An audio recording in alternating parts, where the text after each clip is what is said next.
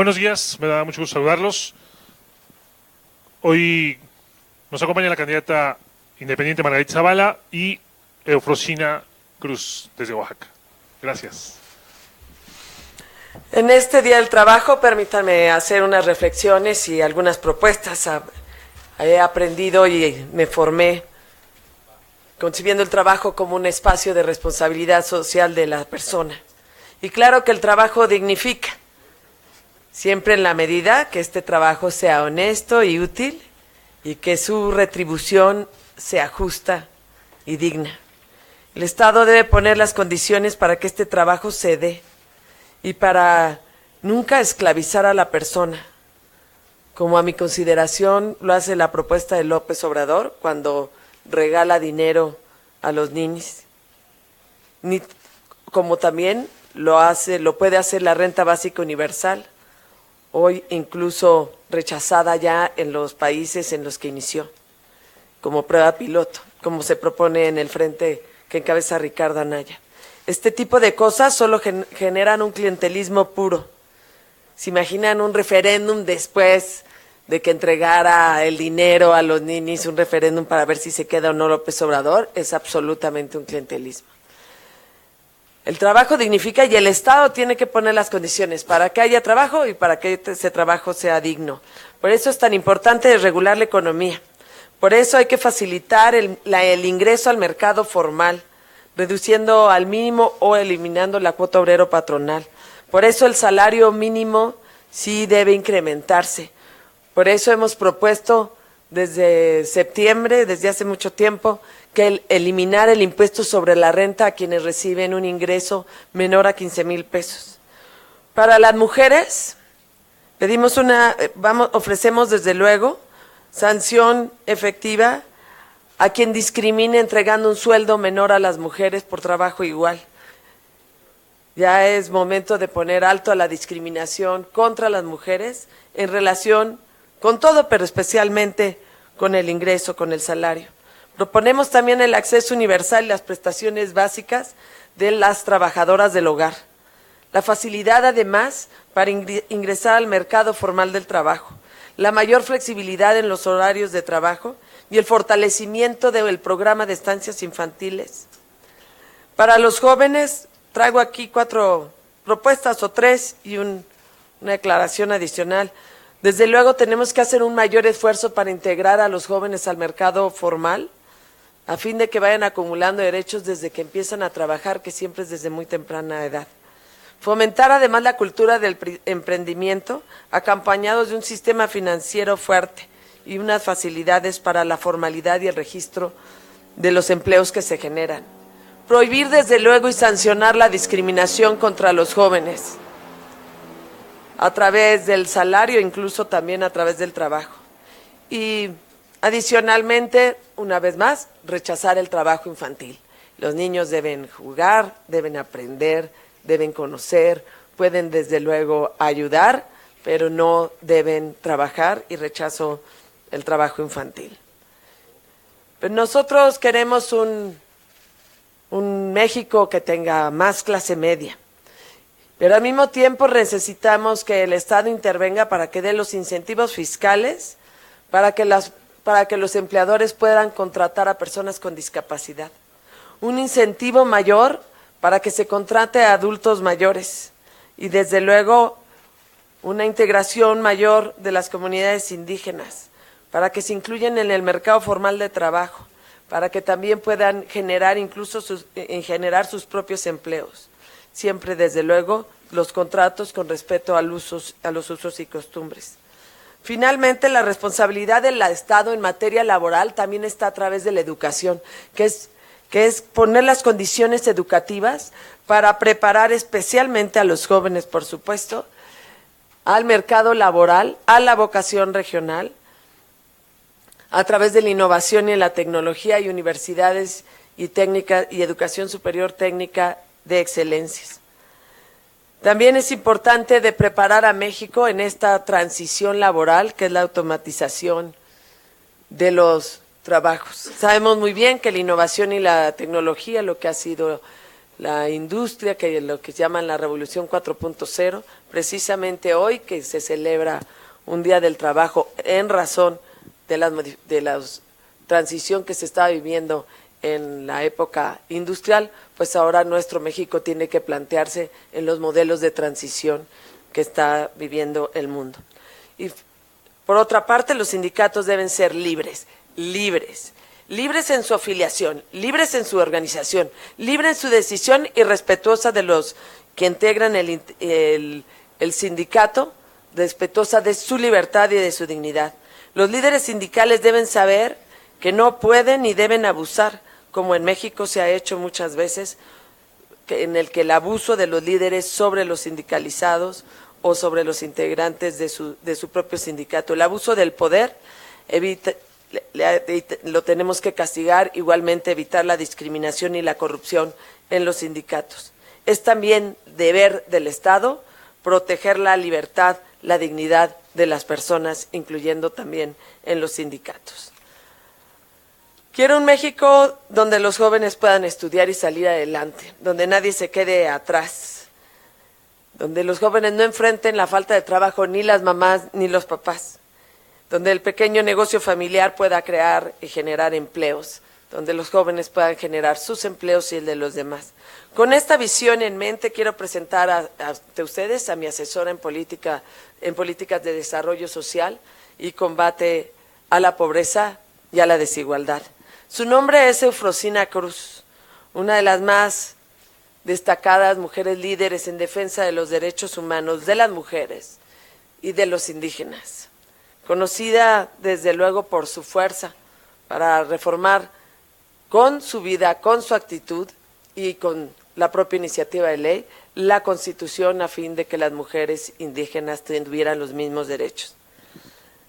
Conozco el lugar donde ella nació y ojalá en México tuviéramos todos la fuerza o supiéramos reconocer la fuerza que tienen mujeres y hombres indígenas. Conozco el lugar donde nació y sé de lo que ha sido capaz ella. Desde que Golani ha llegado hasta la presidencia del Congreso de Oaxaca. Desde luego, en su camino político ha encontrado muchísimos obstáculos, quizá porque tiene una doble discriminación, es mujer y es indígena, pero ha ido al desquite de ello.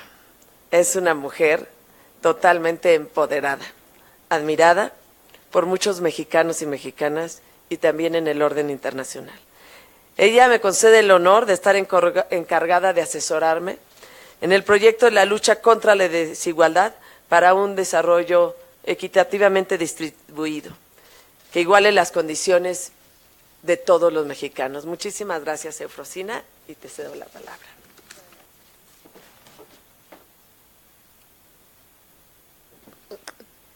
Del tamaño, pues ya se me hizo más grande este podio. Primero que nada, buenos días a todas y a todos, a ustedes medios de comunicación y por supuesto a Margarita por darme el honor y el privilegio de poder acompañarla en este proyecto, en este sueño. Siempre he dicho que la vida se construye de sueños y de locuras.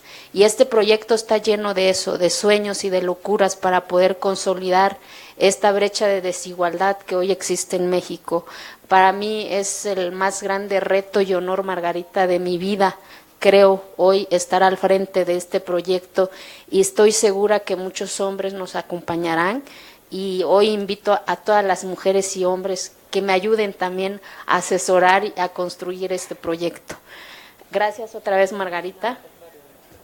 Hace casi una década, en un pueblo ubicado precisamente, como lo decía Margarita, en la montaña de Oaxaca, un grupo de hombres y mujeres, casi todos jóvenes y mujeres menores de 25 años, tuvimos la osadía de atrevernos a alzar la voz y soñar con un mundo donde la igualdad entre hombres y mujeres fueran la norma y no la excepción. Queríamos abrir nuestras alas para volar juntos más allá de la pobreza y del aislamiento de la montaña. y la única manera de hacerlo era luchando y arrebatando nuestros derechos. Esa historia se ha repetido 10 años más tarde. Nuevamente han sido las mujeres y los jóvenes quienes han respondido al llamado de la democracia y han alzado la voz en cada rincón de México para exigir un cambio en la manera de gobernar este país, para luchar y para arrebatar nuestros derechos. Esta campaña independiente a la presidencia de la República que encabeza Margarita Zavala es la suma de 1 millón de voces, 1 millón de historias que exigen precisamente eso: justicia, libertad, bienestar, seguridad y democracia. Justicia y democracia para los jóvenes asesinados hace apenas unos días en Guadalajara. Justicia y seguridad para los desaparecidos de todos los estados de nuestro país. Justicia y protección para las mujeres que son víctimas de feminicidios. Pero sobre todo, justicia y bienestar para los 53.4 millones de mexicanas y de mexicanos que hoy viven en pobreza, porque en México cada día hay más personas en situación de pobreza, y eso no solo es injusto, es inhumano. Justicia y bienestar porque estoy segura que nada cambiará en este país si no rompemos el círculo vicioso de la pobreza con mejor educación, con servicios de salud, con agua potable y saneamiento en todos los hogares, con vivienda digna para todas y para todos, con servicios públicos de calidad y accesibles para cada una de las mexicanas y de los mexicanos, con alimentación sana y suficiente, con políticas de desarrollo focalizadas a los pueblos indígenas, pero sobre todo con un gobierno sustentado en los valores de trabajo, la eficacia, la eficiencia y la honradez. Un gobierno con todos y para todos, un gobierno que trabaje todos los días, las 24 horas para atender a las mexicanas y a los mexicanos. No hay recetas mágicas, es cierto, para cambiar el rostro de pobreza de la noche a la mañana. No se puede regalar tampoco el dinero de las mexicanas y los mexicanos en una renta universal que aporta más problemas que soluciones. México no necesita subsidios. Las mexicanas y los mexicanos necesitamos que se genere oportunidades para que ellos mismos aporten la capacidad que tienen para el desarrollo de este país. El populismo de derecha no es una opción en esta campaña. Tampoco lo son aquellos populistas de izquierda que quieren cambiar la voluntad por decreto, subsidiando a quienes no trabajan con dinero de los que aportan para el desarrollo de este país. La única manera, desde mi punto de vista, es una visión integral de Estado, donde se construyan desde abajo las condiciones para asegurar el desarrollo de este país. Tal vez muchos de ustedes no lo sepan, porque no lo han vivido, o quizás también sí. La pobreza duele en el estómago, es un zumbido permanente en el cerebro, punzan los pies cuando se camina descalzo, agrieta las manos porque está siempre en contacto con la tierra, empolva la cara porque la naturaleza sopla más donde no hay paredes que la contengan, quema la piel de sol y langudice los sueños. Pero hoy tenemos una gran oportunidad como país para cambiar la historia. ¿Y cómo podemos empezar?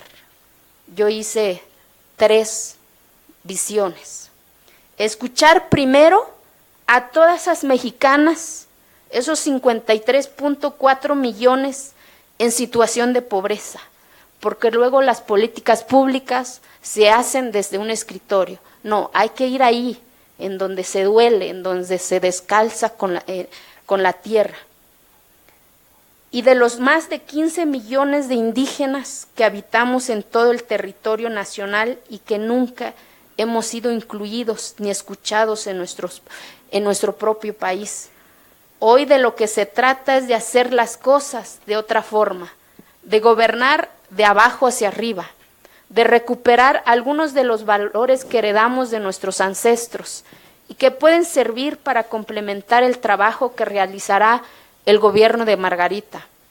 Les pongo 3 ejemplos: el tequio, la guelaguetza y la mayordomía, que son 3 prácticas culturales de los usos y costumbres que han servido para construir nuestra identidad colectiva y creado un sistema basado en el trabajo voluntario para multiplicar el impacto de los recursos públicos y no regalando el recurso. Segundo, construyendo un nuevo acuerdo nacional para el combate a la pobreza y el desarrollo integral de las familias mexicanas, que incluye un componente jurídico e institucional para reconocer constitucionalmente los derechos sociales, económicos, políticos, ambientales y culturales de todos los grupos marginados. Y no estoy hablando vulnerables, marginados, como son las mujeres, los jóvenes, los pueblos indígenas, los adultos mayores, las personas con discapacidad, entre otros. Y no son vulnerables, han sido marginados en la toma de decisión en este país.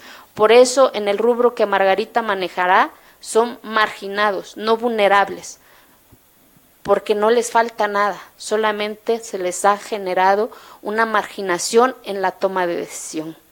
Y para que se haga esta y se rompa este círculo vicioso, hay que incluirlos en las políticas públicas, pero tomando la decisión también ahí en donde se hacen las políticas. Tercero, erradicando la corrupción y la violencia, porque hoy, precisamente, desde las instituciones responsables del combate a la pobreza, es donde está el mayor rostro de la corrupción.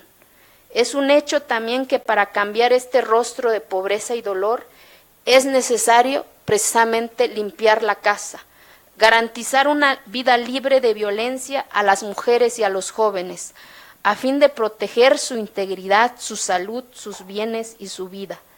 México no tendrá futuro si no garantizamos el futuro de las mujeres y de los jóvenes. Y por eso también dentro de su política social de Margarita, el mayor presupuesto será destinado precisamente en las becas de las niñas y de los jóvenes, porque sin educación no podemos romper la pobreza y marginación de este país. Empoderar a una niña, a un niño, es empoderar a la sociedad, es generar igualdad. Y por eso el presupuesto que Margarita está diciendo que se le quitará a los partidos políticos, ese presupuesto precisamente se va a destinar a las becas de las niñas y de los niños y de los créditos para las mujeres para que puedan crear, para que puedan hacer sus propias empresas, sus propios sueños. Y ni modo que los partidos van a decir que no, ¿verdad? O ya los voy a ver. Ya quiero verlos cuando se les vaya a quitar su subsidio. Este 1 de julio no solo está en juego un proyecto de nación, no se trata de la izquierda o de la derecha, tampoco es una apuesta entre el populismo y el liberalismo, se trata realmente del destino de nuestra nación, que ha sufrido en carne propia la violencia y el hambre. México tiene una identidad que nos hace visibles y reconocibles ante el mundo, con un país vivo, palpitante, diverso, hermoso y unido. Hoy, la brecha más grande entre las mexicanas y los mexicanos, es cierto, es la pobreza, pero la fractura que más duele es la confrontación y el odio por razones políticas. Una sociedad dividida es una sociedad que fácilmente puede sucumbir ante el miedo y las tentaciones autoritarias, ya sean de izquierda o de derecha. Hoy, de cara a las familias mexicanas, quiero decirles que yo quiero vivir en un país democrático. De este tamaño es la apuesta para el 1 de julio. Por eso quiero compartir con ustedes, amigas y amigos, un pensamiento de un gran escritor francés, Atuan de Sat, que vivió en la época de nuestra Revolución Mexicana y que escribió el libro más bello que muchos, creo, hemos tenido la oportunidad de leer, El Principito. Su protagonista decía: he aquí mi secreto, solo con el corazón se puede ver bien, lo esencial es invisible a los ojos. Por eso hoy vengo a decirles a ustedes que crean en aquello que no pueden ver. Y esa es la razón por la cual me identifico con Margarita y con este proyecto de nación. Los valores como la única y esencial herramienta para cambiar el rostro de México. Quiero un México con valor y con valores. Quiero un México que vote con el corazón y no con el odio ni el resentimiento. Muchas gracias. Estoy a sus órdenes. Muchas gracias. Iniciamos con la sesión de preguntas y respuestas. Paco Mejía, de Milenio. Aquí. Sí, muy buenos días, candidato. Ahí está, Buenos días. ahí está el micrófono. Buenos días. Han hablado ustedes en el marco del Día de Trabajo sobre lo que se requeriría en un posible gobierno de usted. Dice usted mejores salarios, trabajo con dignidad, dice Eufrosina, becas. Son propuestas que todos los candidatos que como piñata andan repartiendo por todo el país. A mí me gustaría que precisaran de qué tamaño sería ese salario mínimo. Seguramente como candidata tenga estudios que le hagan ver qué es lo que requiere México en materia salarial cuando un sicario, lo acabamos de ver, gana 3,000 pesos semanales por hacer su trabajo, 12,000 pesos mensuales.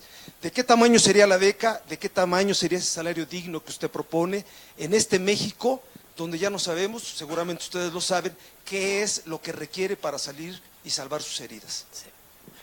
Bueno, primero, el salario, se está proponiendo un salario mínimo que se aumente el salario mínimo, por supuesto, por lo menos para que alcance la canasta básica. También hemos propuesto, aquí no está, pues, un salario familiar en el término en razón de que el criterio de un salario mínimo tenga que ser también para que alcance a la familia. De ahí que un salario mínimo tiene que ser digno, tiene que ser justo, tiene que alcanzarle al salario familiar, que también se propone como una medida para saber cuánto se está pagando y si realmente está ayudando al trabajador a mantener a su familia. Nosotros estamos, en los estudios que hemos llevado, decimos que paulatinamente debe llegar a entre 96 y 100 pesos, por supuesto, pero que el criterio también tiene que medir, que tiene que llevarse a través de un salario familiar. En cuanto a las becas tendrán que ser focalizadas, y que es el caso de la propuesta de Eufrosina. Por supuesto que hay becas que se seguirán sosteniendo, porque hay muchas, pero la focalización tendrá que ir en la medida también de la vocación regional que tengamos, decir, que cumpla con el fin del Estado, de que el Estado está preparando a través de la educación hacia la vocación de crecimiento económico que tenga cada uno. Si nosotros estamos hablando de 1,200,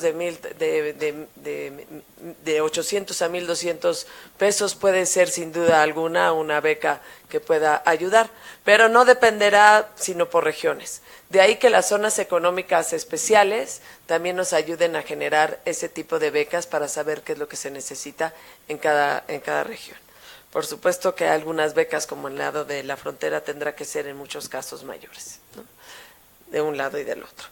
En cuanto a no es solo un asunto de piñata, en realidad es problema integral. Si se propone dar unas becas o se propone aumentar el salario mínimo a 100, a 200 o a 500 o por qué no a 1,000, pues no es un asunto solo de decreto, sino realmente de estudio y de técnica. La otra es que el problema es el conjunto. Si al lado de eso propones regalar dinero de 3,000 pesos, además de becas, si al lado de eso tienes una renta básica universal, si al lado de eso decides bajar el IVA a 8%, si al lado, pues en realidad lo que no se puede es el conjunto. Pero nuestra medida, y por eso Frosina señala, si yo le reduzco 12,000 millones de pesos a los partidos políticos, pues desde luego que eso alcanza perfectamente para la propuesta que establece Eufrosina en términos de becas. Sí he señalado que además de sostener las actuales, debemos hacer algo especial en términos de becas de ingenierías, matemáticas y ciencias para las mujeres. Horacio Jiménez, El Universal, por favor. Buenos días, Margarita. A mí me gustaría preguntarte por esta propuesta o intercambio de palabras entre Ricardo Anaya y algunos actores políticos.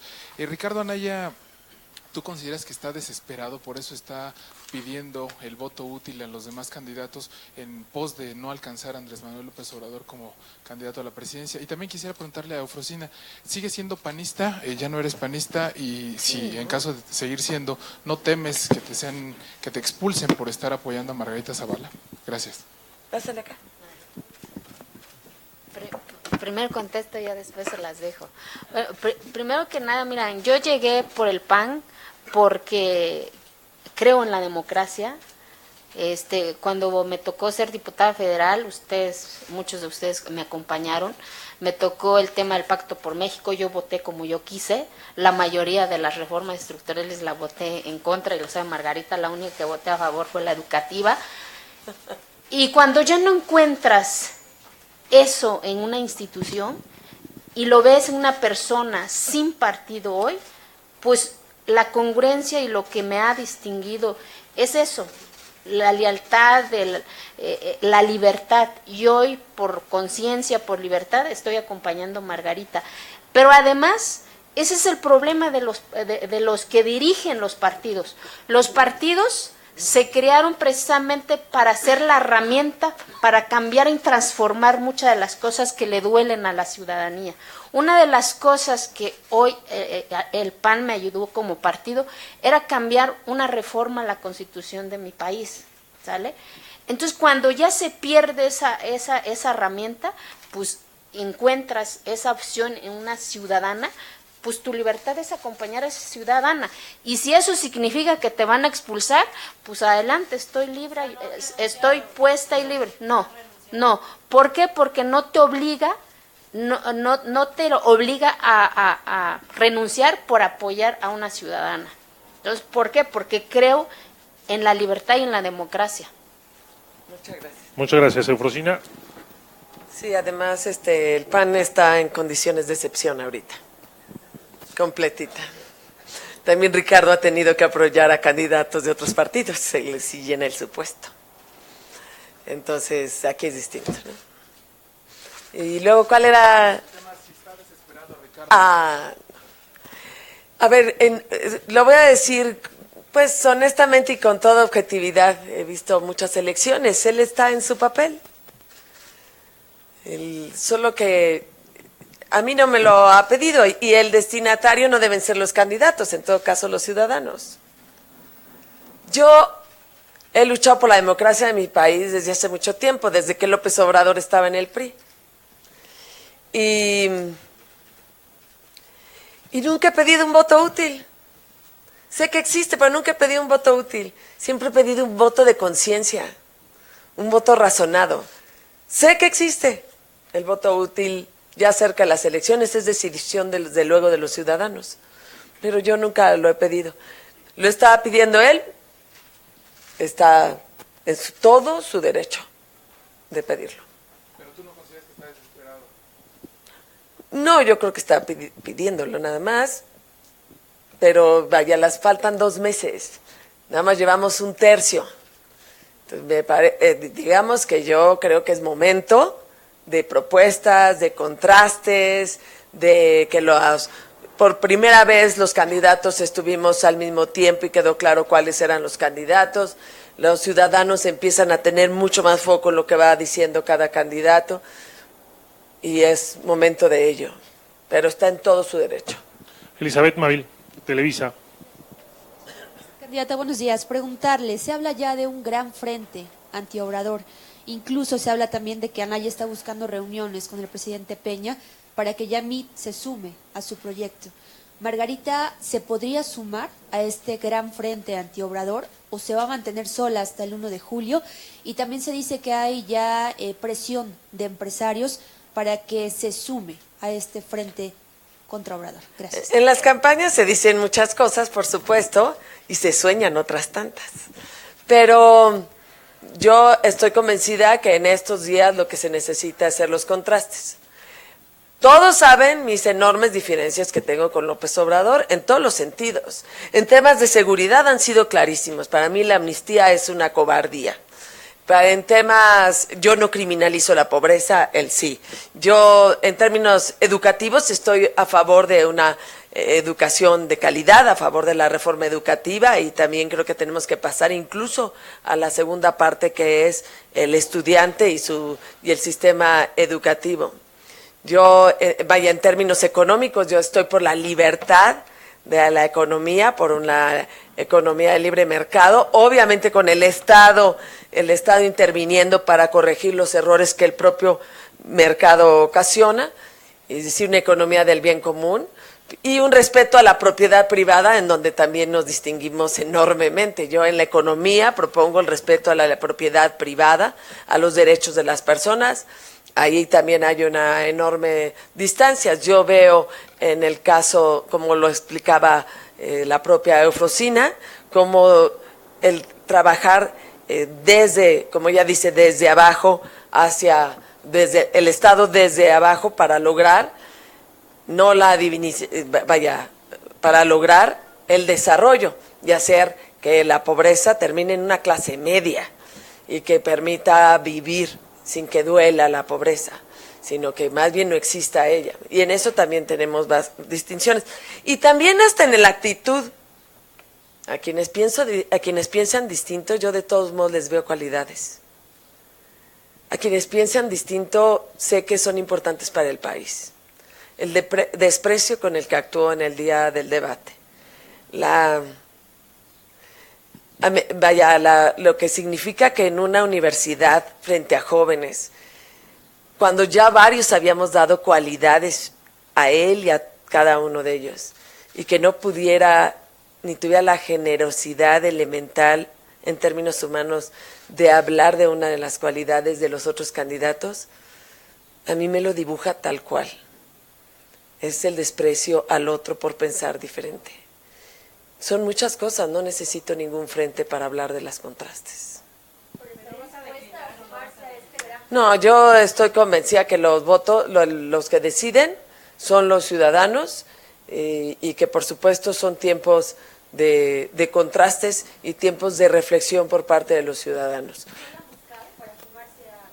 Bueno, me preguntabas de las presiones, si he recibido presiones. He recibido presiones desde hace mucho. No, primero que no me lanzara de diputada, luego que no hiciera nada, luego que me resignara, que me pusiera en la butaca de atrás, que no juntara las firmas, presiones, sí. Vamos a darle orden, por favor, a las preguntas y respuestas. Estamos con Evelyn. La libertad de expresión Fabi. en una campaña a mí me parece natural. Entonces, obviamente, quien apoya a un candidato dice, vénganse con el mío. Pues sí, en esas estamos también nosotros. Bueno, no en realidad, y las presiones que se pueden recibir se reciben en política, así es. Igual que todo el mundo vaya contra el puntero, pues sí, eso pasa hasta en el maratón y en las competencias de ciclismo, todos contra el puntero. ¿Cuál es el problema ahí? Los que deciden eso son los ciudadanos. Entonces, yo estoy planteando, por supuesto, desde un principio, estar en la boleta para ganar. Evelyn Todo lo Cervantes, por necesario favor. por ello. Reforma. Gracias, candidata. Preguntarle, siguiendo en esta tónica de lo que ha manifestado el candidato Anaya, preguntarle, voy a insistir en la pregunta, ¿estaría sentada en una mesa de negociación para poder sumarse a la candidatura de alguien más? Perdone que sea reiterativa, pero bueno, es finalmente el tema que traigo. Y también preguntarle, se sabe que algunos empresarios han estado ahí presionando, se ha insistido que un grupo de empresarios ha estado presionando por que decline a favor de algún candidato. ¿Podrá compartirnos algunos nombres de sus candidatos? No, claro que no. ¿Los conoce? ¿Se han presentado directamente con usted?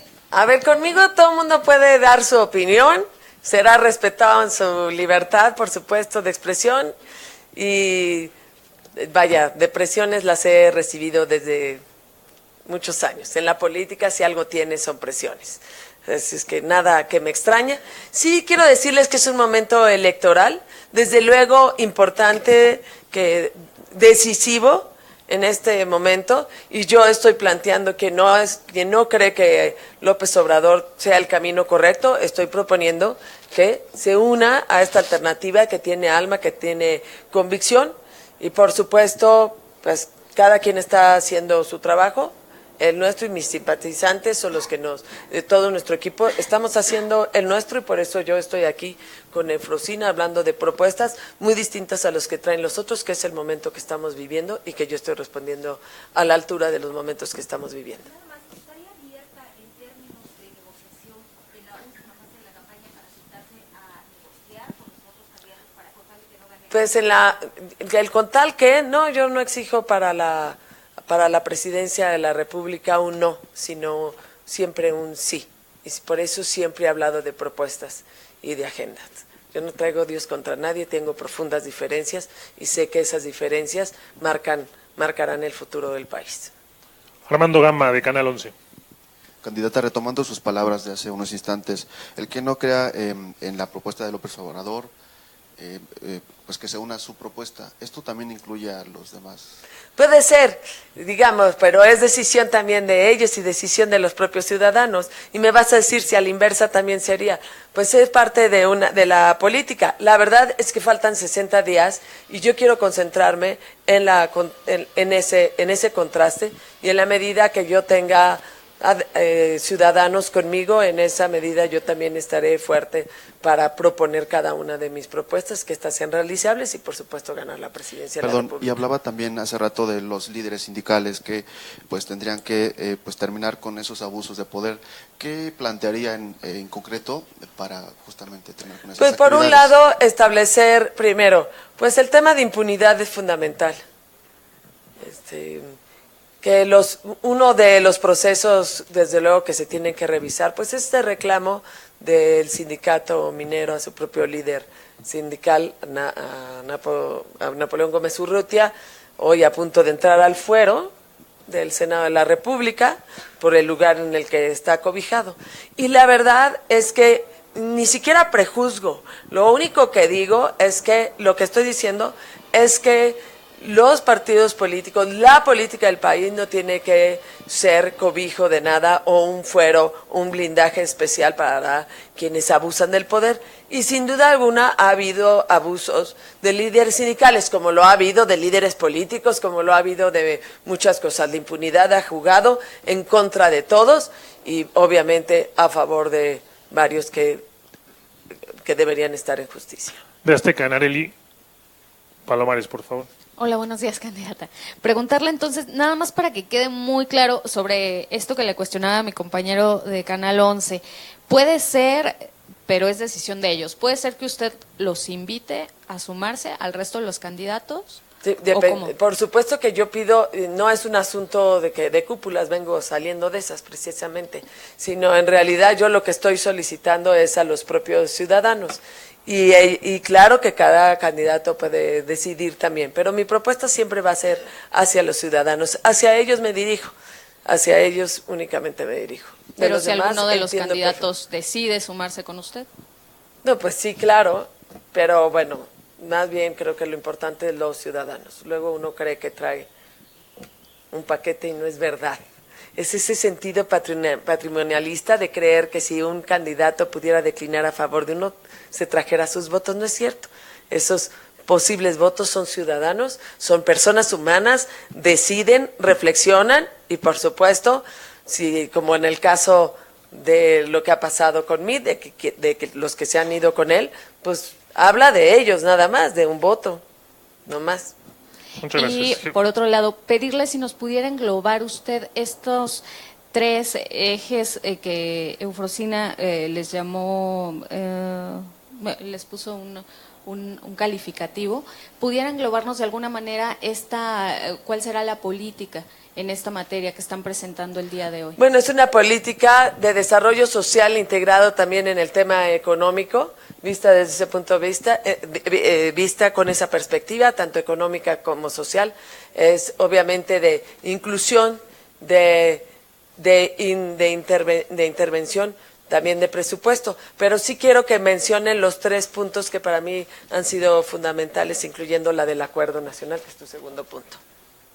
Bueno, primero es escuchar a esos 53.4 millones de mexicanas y mexicanos que están en pobreza. ¿Y a qué me refiero que es escuchar? Es precisamente cuando se hacen las políticas transversales, es ir ahí, qué funciona, qué no funciona, porque luego se hacen programas, proyectos productivos y que resulta a la mera hora no funciona. Entonces es volver a escuchar a los que están en esa desventaja para incorporarlos a esa igualdad. 2, un nuevo acuerdo nacional sería no solamente con ellos, sino también con el sector empresarial. Un tema que se escucha mucho para el tema de los pueblos indígenas no es que se esté en contra de las inversiones en los pueblos indígenas, es cómo vamos a sentarnos en esa mesa de toma de decisión, porque solamente están los empresarios y el gobierno. Falta esa otra parte para cerrar ese círculo, para que esa inversión se quede ahí en ese entorno para los que han cuidado por siglos esa montaña, ese recurso natural, y que el ingeniero que sea quien trabaje sea el hijo de esa campesina o de ese campesino, y que esa inversión se quede ahí en esa comunidad, y solamente así vamos a hablar de desarrollo económico, de empoderamiento de las comunidades. Y el otro es, por supuesto, la mayor inversión en las becas, y no lo que comentaba el compañero, que se trata que todos los candidatos están ofreciendo la piñata, a ver quién trae más quién trae los programas más chingones. No, se trata de cómo vas a empoderar a la ciudadanía, no regalando. Y las becas precisamente es para aquellas jóvenes y jóvenes que tengan los mejores promedios con corresponsabilidad.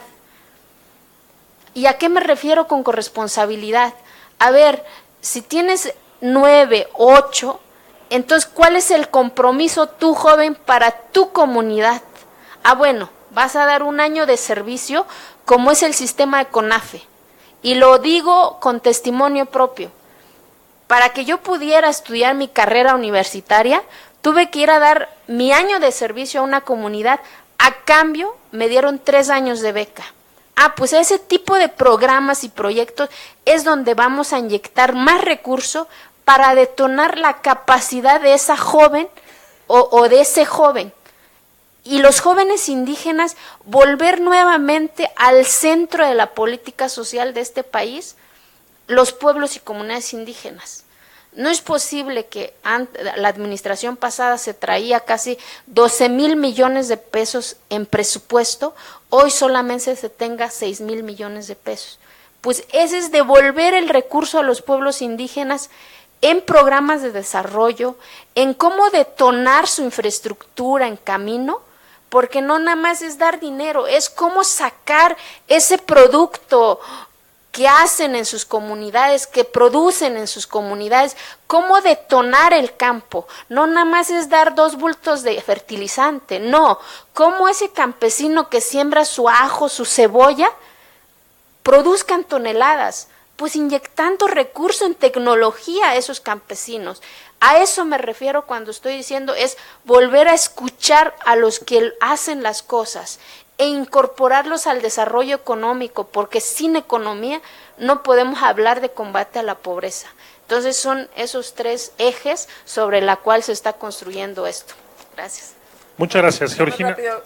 Frosina, como es de política y desarrollo social en general, completo, y economía, también me planteó, y se plantea directamente, además de la inclusión que ya se refiere tanto del campesino como de las comunidades, indígenas y no indígenas, también ella me señaló la importancia de un proyecto de intervención, que son entre 62 y 68 etnias, digamos, calculando que hay unas 62, 68 lenguas indígenas, pues estamos hablando de 68 intervenciones, que claro que lo podemos hacer si la administración pública federal junto con la local interviene en cada una de las comunidades indígenas, que serían 68, y lo interviene completamente con su Secretaría de Economía, con la Secretaría de Desarrollo Social, con la Secretaría de Salud, por supuesto también con lo de Derechos Humanos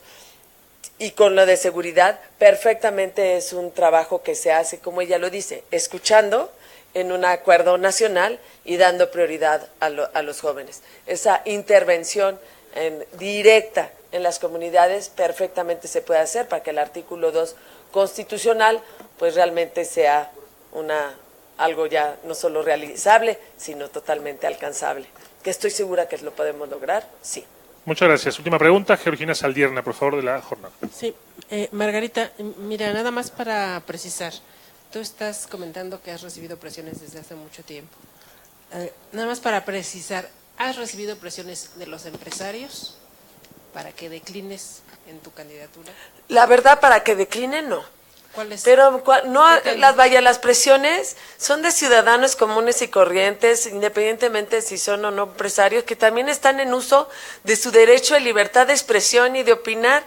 A veces opinan algo que no tiene ningún sentido, a veces muy bien. Yo escucho como he escuchado siempre, y la política es eso, la gente da su opinión, y más cuando tiene enfrente una decisión de país, en la que ahí sí, no solo es un asunto de quien estamos buscando la candidatura a la presidencia de la República, es también de los ciudadanos, de los empresarios, del que no es empresario, del ama de casa, de la trabajadora en el hogar, de todos. De quien está poniendo un negocio, por supuesto, que va opinando. Yo voy en la calle y me van diciendo lo que piensan.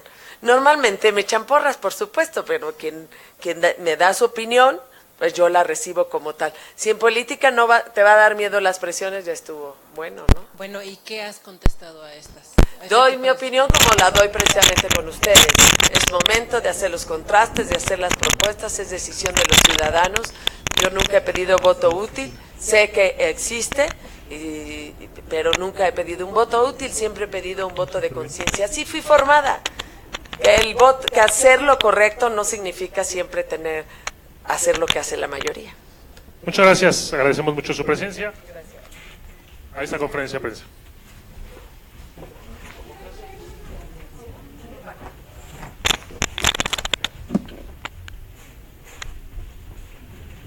¿Tenemos? Sí. Ya estaba de Tomás Lobo. Sí.